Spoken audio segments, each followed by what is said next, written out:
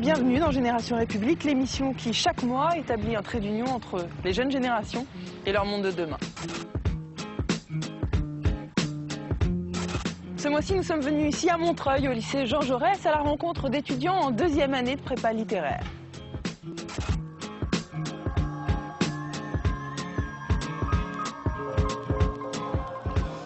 Pour ce numéro, nous avons choisi de parler de l'engagement. Est-ce qu'on s'engage toujours ou est-ce qu'on se mobilise plutôt? Et l'engagement est-il davantage individuel, collectif ou transnational?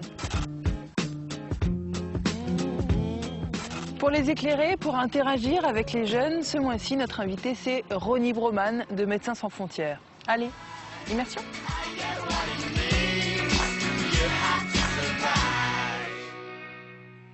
Puisqu'on parle de l'engagement, on va essayer de voir les différentes définitions qu'on peut en faire, qui existent ou celles qui nous viennent.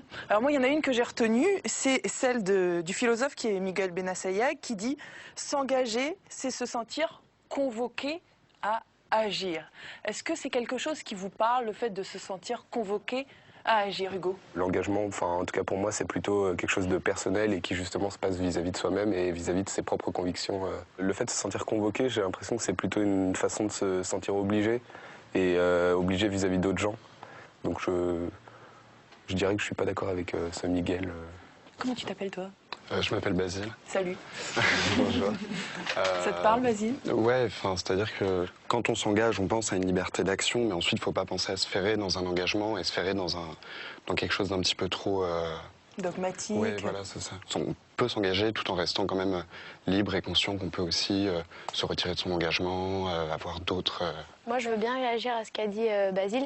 En fait, je suis assez d'accord avec lui et je pense qu'effectivement, dans la notion d'engagement, il y a une liberté, tant qu'on se pose toujours la question de savoir si on est toujours en accord en fait, avec la cause qu'on défend. Parce qu'effectivement, quand on s'engage pour que ce soit une cause politique ou autre, au début, on va être sûrement d'accord avec les convictions, puis après, on va peut-être se sentir enchaîné, on va avoir peur de partir. Et en fait, je pense que dans l'engagement, c'est très important en fait, de toujours réfléchir à se dire, est-ce que c'est toujours ça? Se remettre en question au fur et à mesure. Et c'est là en fait que la liberté intervient dans l'engagement, je pense. Stéphanie? Je sais que moi, personnellement, l'engagement, c'est quelque chose qui me fait plutôt peur et que du coup, je sais que personnellement, je serais incapable de vous dire pourquoi je vais m'engager ou pour qui, ou est-ce que je serais capable même de m'engager franchement dans quelque chose. Ce sera plutôt quelque chose de ponctuel et de... Tu évoques quelque chose qui implique le fait que quand on s'engage, on est dans un temps long. Parce que finalement, aujourd'hui, est-ce que vous n'avez pas l'impression qu'on en parle très peu de l'engagement et qu'on parle plus, par exemple, du fait de se mobiliser? Aujourd'hui, on est quand même dans une société de l'instantané, plutôt. Et la mobilisation est plus éphémère que l'engagement. Je pense qu'on a un petit peu perdu cette notion d'engagement sur le temps long, cette notion de vraiment donner de son temps, donner de sa volonté, de sa capacité d'agir. Et une mobilisation, voilà, ça va être sur un jour, c'est plus éphémère. Oui, en même temps, j'ai l'impression qu'on nous laisse aussi moins le choix de l'engagement militant parce qu'avec le flux d'informations qu'on reçoit chaque jour et auquel on nous demande de nous intéresser, on est vraiment dispersé et du coup, voilà, une journée, il faut s'engager pour... les retraites, la manif c'est aujourd'hui, demain ce sera le mariage gay, après-demain ce sera, je sais pas, les abeilles qui disparaissent au fin fond de... Non mais c'est vrai, il y a vraiment de ça. Et du coup c'est moins un engagement qu'une mobilisation et qui permet pas non plus de s'engager sur le long terme. Ronnie Broman, qui est notre invité pour cette discussion, pour cette émission de Médecins sans frontières, voudrait intervenir. Bonjour Ronnie Broman. Bonjour. Qu'est-ce que vous en pensez? Finalement, trop de sollicitations fait qu'on perd le sens? Oui, il y a sans doute cette multiplication des sollicitations qui était illustrée de façon très, très vivante, très amusante à l'instant, les abeilles, ceci, cela. Mais je pense que ce qui différencie l'engagement tel qu'on peut essayer de le penser aujourd'hui et celui qui était vécu hier, quand je veux dire hier, je pense, disons, à l'époque de la confrontation idéologique le communisme contre le capitalisme ou le libéralisme. C'était à la fois l'époque des grands intellectuels et l'époque des grandes simplifications, puisque finalement il y avait d'un côté la lumière, de l'autre côté les ténèbres, d'un côté la justice, de l'autre côté l'oppression. Tout cela, ça appartient maintenant au passé. Ça n'est plus possible. La chute du mur, mais surtout la chute du communisme dans les esprits, complique évidemment l'engagement. C'était l'histoire qui nous fournissait le sens global. Aujourd'hui, nous sommes privés de cela, alors il faut réfléchir par nous-mêmes et c'est beaucoup plus compliqué.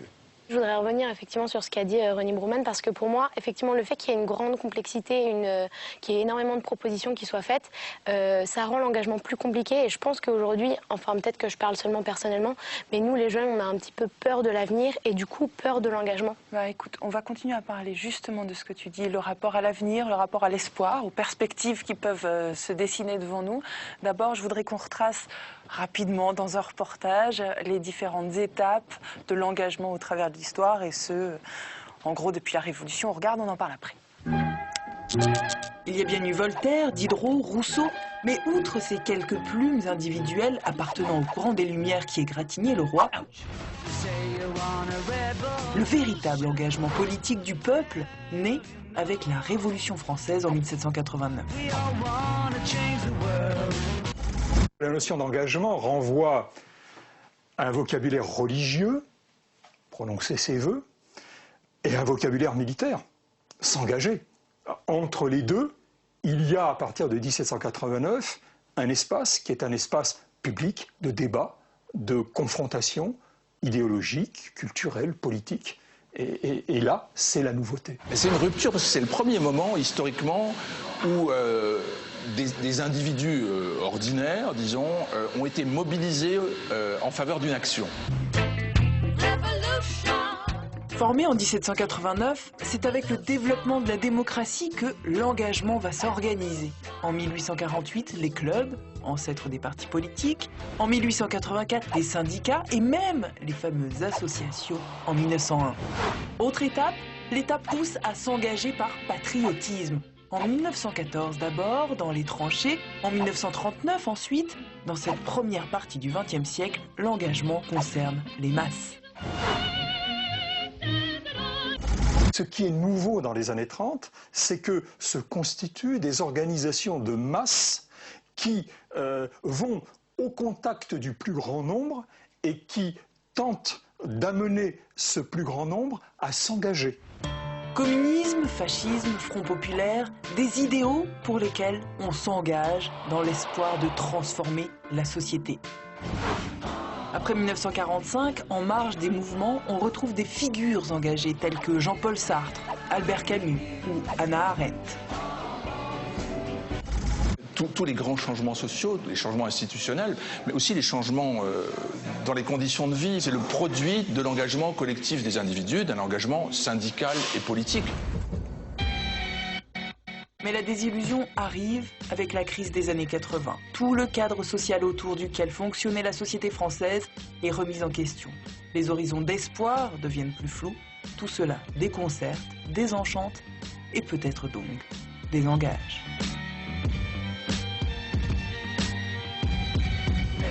Alors, est-ce que vous avez l'impression que quand on perd ses illusions, eh bien, on se désengage, ou alors c'est le moment où on a vraiment l'impression qu'on a besoin d'un ressort et d'agir? Je pense pas que les deux soient contradictoires. Je pense qu'on peut voir qu'il y a plein de choses qui vont pas, qu'il y a de la désillusion et qu'à la fois, du coup, on a l'espoir de faire changer les choses. Qui croit en l'engagement aujourd'hui? Je la trouve un peu insensée comme question. Mais... Merci beaucoup. Alors vas-y, je t'écoute. Je vois pas comment on pourrait ne pas croire en l'engagement. Enfin, c'est quand même quelque chose qui nous touche à peu près tous. Et pas forcément au même moment de la vie, mais on passe tous par des phases d'engagement, je pense, quelle que soit la cause, quelles que soient les raisons. Mais... Alors au-delà de la théorie, en quoi tu t'engages, toi? En quoi je m'engage? Ouais. Ah, mais c'est personnel, ça. Mais ça va, on est entre nous. Après, on ne s'engage pas forcément pour faire changer les choses. On peut aussi s'engager pour faire entendre une voix. Et je sais que, par exemple, avec le mouvement du mariage pour tous, beaucoup de jeunes se sont engagés en allant manifester, ou pour le contraire d'ailleurs aussi. Et là, pour le coup, je pense pas que c'était particulièrement pour changer quelque chose, mais c'était plus pour faire entendre la voix de la jeunesse. Ça peut être aussi un engagement très symbolique. Juste un coup de gueule ou un coup de cœur pour une réforme. Peut-être, René Brouman, vous souhaiteriez intervenir sur ce qui a été dit jusque-là? Oui, je viens sur cette question de l'espoir pour insister sur le fait que nous sommes incapables, je pense que c'est un trait de l'espèce humaine, nous sommes incapables de vivre entièrement au présent. C'est un peu ça qu'on appelle l'espoir d'une certaine manière, c'est-à-dire que cet avenir, il soit meilleur, ou que le présent recèle un potentiel d'amélioration qui nous projette vers cela. Il me semble que sans cela, il n'y a pas de possibilité ni de mobilisation, ni d'engagement. D'accord. Louis, qu'est-ce que tu en penses de tout ça? Est-ce que justement on s'engage parce que il y a de l'espoir? Toi, tu t'es engagé? L'espoir est paradoxal. L'espoir, c'est à la fois la plus belle chose et la pire chose qui s'échappe de la boîte de Pandore. Comment dire, moi, je me suis engagé avec le Parti socialiste quand j'avais 17 ans. Et je l'ai quitté il y a quelques mois parce que voilà, j'avais un peu le sentiment d'être trahi. C'est-à-dire tu les as amenés au pouvoir et après tu t'es dit bon maintenant je les laisse tranquilles. C'est que, en même temps c'est un peu bête de ma part parce que je me disais oui les choses vont changer, ça va être immédiat, ça va être comme pour Obama, d'un claquement de doigts tout ira mieux. Et en fait non, c'est plus compliqué que ça. Mais donc après avec mes études etc. Bon, j'ai pas eu le temps non plus de rentrer vraiment dans cette dynamique de l'engagement. Après, c'est plus par manque de temps et parce que je réglais pas non plus mes cotisations, mais voilà. C'est ça, on est toujours rattrapé finalement par la réalité. Hein. Est-ce qu'on s'engage pour les bonnes raisons, Géraldine, selon toi? Chacun pense qu'il s'engage, bien sûr, pour les bonnes raisons. Mais en fait, on peut s'engager pour de bonnes raisons et en fait avoir tort. On peut prendre, par exemple, le cas de certains Français qui ont, par exemple, collaboré donc avec justement le régime donc de Vichy, peut-être de bonnes raisons pour eux, et finalement, ils avaient tort. Le sens de l'histoire leur a montré qu'ils avaient tort. Le sens de l'histoire leur a montré qu'ils avaient tort. Le groupe peut noyer l'individu et c'est ça qui donne des limites à notre engagement. On se regroupe pas forcément pour les bonnes raisons, donc on milite pas forcément pour les bonnes raisons, on s'engage pas pour des choses qui en valent la peine finalement. Et voilà, je pense que l'engagement parfois peut avoir des limites quand on se noie. Quand on se noie en fait finalement dans un groupe qui ne nous correspond pas forcément. Par rapport à ce que tu dis, on va justement voir les différentes formes d'engagement aujourd'hui, quelle allure ça peut prendre. On regarde le reportage et on rediscute de tout ça après. En pleine crise économique mondiale, aujourd'hui, quel sens prend l'engagement? S'engage-t-on pour ou contre? On s'engage pour, normalement. Le problème, c'est que de plus en plus, oui, on s'engage contre, mais s'engager contre, ça n'est pas s'engager. On s'engage pour l'égalité raciale, pas contre le racisme. Engagement politique, militaire, citoyen, social, associatif, amoureux, les formes d'engagement se diversifient. Qu'ils soient pour ou contre une cause, les engagés sont toujours là, et ce, malgré la crise, à deux exceptions près, les syndicats et la politique. C'est le domaine politique et le domaine syndical. Je veux dire, les Français ont quand même un regard extrêmement critique sur la politique et les hommes politiques. Bon, il y a toujours cette question de l'abstention à chaque fois qu'il y a un rendez-vous électoral. Le taux d'adhésion aux partis politiques est très faible. Grande gagnante, les associations. En 1993, elles comptaient 8 millions de bénévoles contre 16 millions aujourd'hui. Alors qui s'engage? Le profil type? C'est un baby-boomer, sexagénaire, diplômé du supérieur. Oui, l'engagement associatif est sélectif et vieillissant. Les jeunes, eux, ont une autre préoccupation. Il faut donc trouver un moyen pour les faire venir. Il faut se motiver. La priorité, c'est l'insertion sur le marché du travail. Ce qui d'ailleurs a eu des conséquences sur la pratique bénévole. Autant dans les années 80, l'engagement bénévole était valorisé, considéré comme un don de soi, autant aujourd'hui, il est devenu légitime de participer à une association en attendant des contreparties professionnelles. En gros, soit on est bénévole et on cherche à le valoriser sur son CV, soit on est salarié rémunéré. C'est de plus en plus le cas. Ils étaient 600 000 au début des années 80. Ils sont 2 millions aujourd'hui en France.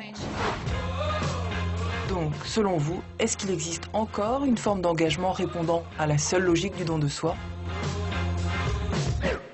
Alors, le don de soi, est-ce que ça vous parle, François? Oui, c'est pour moi une composante de l'engagement et je dirais plus don de soi, d'ailleurs sans vouloir forcément avoir quelque chose en retour. Il y avait dans le reportage quelque chose qui m'a un petit peu choqué, à savoir on s'engagerait alors dans l'associatif, dans le politique, en espérant avoir quelque chose en retour. T'es pas d'accord? Non, pas du tout. Depuis quand, dans l'engagement, on est là pour il y a une dimension généreuse, il y a une dimension de partage, de distribution. On n'est pas là pour recevoir, on n'est pas là pour avoir une contrepartie. C'est pas des actions, c'est pas la bourse. Donc ce cynisme, oui, il est réel, oui, il existe. Il est réel. Mais justement, il faut s'engager contre.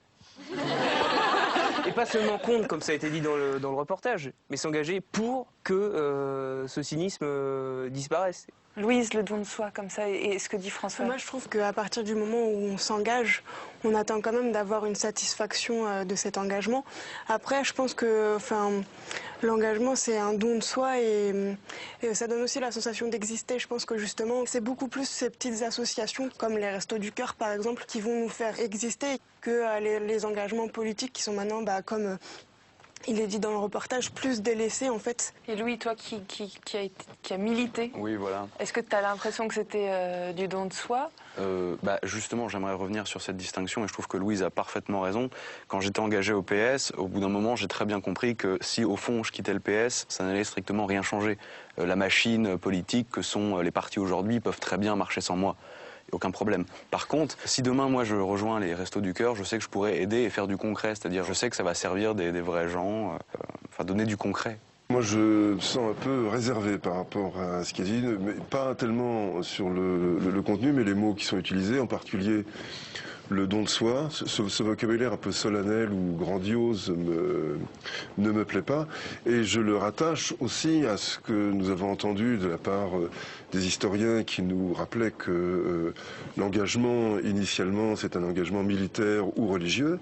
Et là, en effet, que ce soit pour entrer au couvent ou pour monter au front, la question du sacrifice de sa propre personne, de son individualité, est immédiatement là. Il me semble, moi personnellement, je n'estime pas, dans mon engagement, disons, à Médecins sans frontières ou pour diverses causes politiques, je n'estime pas faire don de ma personne. Et à l'extrême inverse de la question du don de soi solennel, il y a les actions qui sont plus spectaculaires. Claire, ça permet aussi de se faire entendre, de se faire connaître? Je trouve que par exemple les Restos du Cœur c'est une très très bonne association, mais assez médiatisée finalement. Si, elle est tellement médiatisée, voilà, il y a les enfoirés qui font le concert, qui vendent leurs CD, etc. Que parfois c'est presque trop. Et je pense qu'il y a les vrais engagements peut-être qui sont vraiment en profondeur, et ils n'ont pas besoin d'être criés en fait. Et c'est là en fait pour moi où il y a un vrai don de soi, c'est quand c'est sincère. Si c'est vraiment pour être juste, pour passer à la télé, pour être médiatisé, c'est tout à fait hypocrite et ça n'a aucun sens. Alors ça peut être un autre niveau, ça peut être par exemple le tsunami en 2004. Voilà, il y a eu vraiment un mouvement énorme humanitaire autour du tsunami qui moi à l'époque m'avait beaucoup impressionné en fait. Gêné un peu peut-être? Presque ouais, parce que je trouvais ça... c'est genre, oh, d'un coup, il y a quelque chose qui se passe et ah, tiens, il faudrait peut-être qu'on s'engage parce que là-bas, ça s'est passé et qu'il y a eu un matraquage aussi d'images. On a vraiment concentré les gens sur ce tsunami. Donc, du coup, j'étais plutôt jeune en plus de ça. Et, oui. Votre réaction, René Broman, sur la médiatisation et ses effets positifs et secondaires? La médiatisation répond tout de même à un besoin qui est le partage public. Il faut rappeler qu'on ne peut pas jeter le bébé avec l'eau du bain, sauf en revenir à un âge, disons, de la communication de pure proximité. Et je partage tout à fait ce qui a été dit sur les Restos du Cœur, à la fois l'importance de maintenir cette action, son utilité et les réserves qu'on peut avoir sur cette espèce de compétition, être ou ne pas être dans le CD, dans l'émission, parmi les enfoirés, etc. D'ailleurs, j'en profite pour dire que pour ce qui concerne le tsunami, j'ai personnellement considéré, je l'avais dit en public, qu'on n'était pas dans une sorte de solidarité constructive, mais dans une hystérie émotionnelle. Il y a un moment où, du point de vue de la quantité, comme du point de vue du contenu du discours, il faut se fixer des limites. C'est là que se trouve la clé, je crois, mais on ne s'en passe pas aujourd'hui de la médiatisation, naturellement. La médiatisation pourrait être vue de plus en plus dans le monde entier, par tout le monde. Je voudrais qu'on termine cette émission par un reportage sur l'évolution de l'engagement dans notre monde globalisé et donc aussi l'émergence de plus en plus des mouvements transnationaux. Depuis les années 70, l'idée d'un engagement à l'échelle internationale a fait son chemin. Les mouvements de contestation de la guerre du Vietnam, les manifestations de 68, comme l'apparition de grandes ONG telles que Médecins sans frontières ou Amnesty International en sont les symboles. Mais Mais c'est lors des années 90, avec l'apparition du mouvement altermondialiste, que s'impose véritablement ce phénomène. Depuis la fin des années 90, avec le contre-sommet de Seattle et puis le Forum social mondial qui s'est tenu pour la première fois en 2001 à Porto Alegre, il y a vraiment constitution d'une société civile internationale qui se conçoit comme telle et qui se donne des lieux de rassemblement, des méthodes de discussion, d'élaboration collective, de création de réseaux internationaux pour des collaborations. Une société civile internationale qui émerge donc, presque 10 ans plus tard, 2008, en réaction à la crise économique, des mouvements comme les Indignés ou Occupy vont se multiplier. Les revendications locales des peuples tissent leur réseau au niveau global. Que ce soit pour défendre son droit à la terre, le droit à l'eau, le droit à l'emploi ou simplement le droit à la diversité culturelle, tous les mouvements se sont rendus compte qu'il fallait qu'ils coopèrent ensemble. Ces mouvements se sont peu adressés à leurs États nationaux. Ils ont directement eu une revendication mondiale, planétaire, le système financier international ou des problèmes d'écologie qui sont des problèmes mondiaux. Et puis tous ces nouveaux mouvements ont un point commun. La forme de leur organisation. On abandonne la vieille structure pyramidale pour une structure horizontale, organisée en réseau.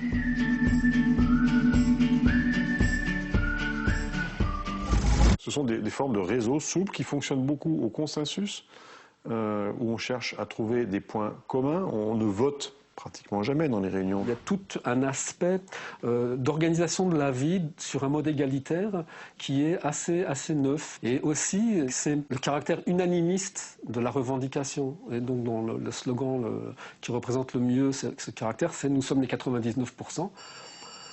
On a rarement vu un mouvement politique se réclamer de 99%. On se réclame, je sais pas, du prolétariat, des agriculteurs, des petites entreprises. Des mobilisations qu'Internet va faciliter avec la libre circulation des idées et des images. Alors au vu de ce reportage, ma question c'est, est-ce que vous vous sentez en réseau avec les autres jeunes dans le monde? Séléné, ça a un sens pour toi? Est-ce que par exemple tu as l'impression que tu fais partie de ces 99%? Le truc c'est que cette organisation horizontale ça fait qu'ils n'ont aucun leader, donc aucune porte-parole ni rien du tout, donc on ne comprend pas vraiment leur message. Et parallèlement, eh bien, ils sont vraiment beaucoup, leur cause est noble, parce que bon, changer le système financier, etc. Mais finalement, est-ce qu'ils ont changé quelque chose vraiment? Parce que, que je connaisse moi, Obama n'a pas lancé de réforme financière, Hollande non plus. En Espagne, ils ont toujours autant de coupures budgétaires, donc c'est bien beau de s'engager, mais si ensuite ça n'aboutit à rien, c'est peut-être qu'il faut soit changer de forme d'engagement, soit... C'est vrai qu'il y a ce côté un petit peu, c'est finalement la montagne qui accouche de la souris. Donc je sais pas, il faut continuer les mobilisations sans doute et continuer à s'engager, même si on ne voit pas de résultats effectifs tout de suite, et même si c'est frustrant. Si, il y en a des résultats quand même. Moi, j'aurais tendance à dire, je sais que Séléné est un petit peu hostile, mais en Italie, il y a quand même le mouvement 5 étoiles, ça a donné quelque chose finalement. On voit quand même, ils ont récupéré quelques villes, ils ont récupéré quelques régions. C'est le 3e parti d'Italie, très très bien, mais il n'a rien fait. Dans les négociations, il ne s'est rien passé. Et du coup, aux élections récentes, là, tout perdu, tout. Ouais, mais c'est que c'est compliqué, mais je pense quand même que ça offre finalement une perspective et changer, par exemple, même d'un point de vue politique, c'est-à-dire non, c'est plus les élites dirigeantes et toujours les mêmes qui gouvernent, mais on assiste à un peu un renouvellement. Et en Italie, on a quand même assisté à un renouvellement. On a vu des chômeurs qui ont été élus, on a vu... Donc c'est quand même... Et je pense que ça, c'est aussi à mettre en lien avec les indignés finalement. C'est la base qui parle. René Bourman, est-ce que vous avez l'impression que ces mouvements transnationaux changent quelque chose? Et entre autres, comme vient de l'évoquer Basile, ça remet en cause l'élite, finalement ça redonne autrement la parole au peuple, et c'est peut-être ça le changement de ces mouvements transnationaux? Moi qui suis de la génération 68, de la génération des années 60, je garde le souvenir de mobilisations transnationales qui me semblaient pas moins puissantes que celles que l'on constate aujourd'hui, et cela avant le règne d'Internet et des médias sociaux. Il me semble que ce que le mouvement des 99%, des indignés ou d'autres, et peut-être aussi des 5 étoiles, moi personnellement, peut-être moins de sympathie pour, a priori, intuitivement, pour le mouvement 5 étoiles que ce que j'ai entendu là. C'est sans doute une partie de la transition difficile que nous vivons actuellement. On ne peut plus faire comme si la solution était dans les renversements de régime, dans les changements politiques. Moi, il y a quelque chose que je trouve quand même assez intéressant dans le fait d'utiliser Internet comme outil politique. Je pense par exemple au mouvement Anonymous, où des gens du commun des mortels, particulièrement doués dans le domaine informatique, peuvent avoir accès à des données normalement confidentielles. Et c'est ça qui est assez intéressant avec Internet, c'est que ça dépasse complètement l'emprise qu'il peut y avoir sur les médias, parfois sur d'autres médias. Et tu as l'impression du coup que c'est un nouveau levier d'engagement?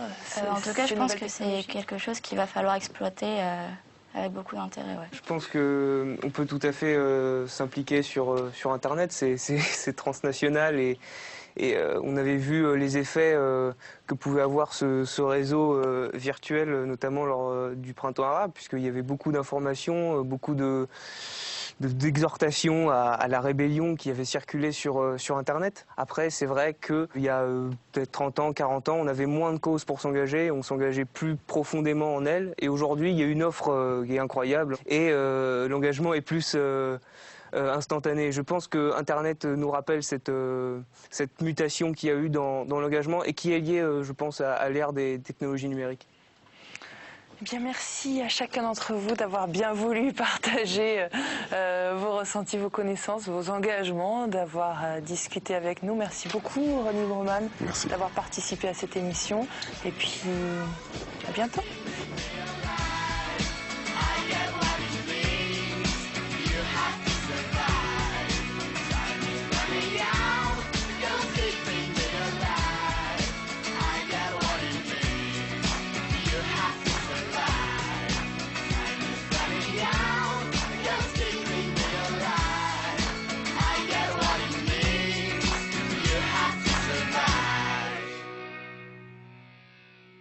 Je pense que l'engagement, c'est une question importante, de plus en plus importante au vu de la crise et même de la crise morale, on peut en parler. Et je pense que, étant donné que c'est une notion énormément débattue et redébattue, je pense que c'est important de faire parler les jeunes sur ça.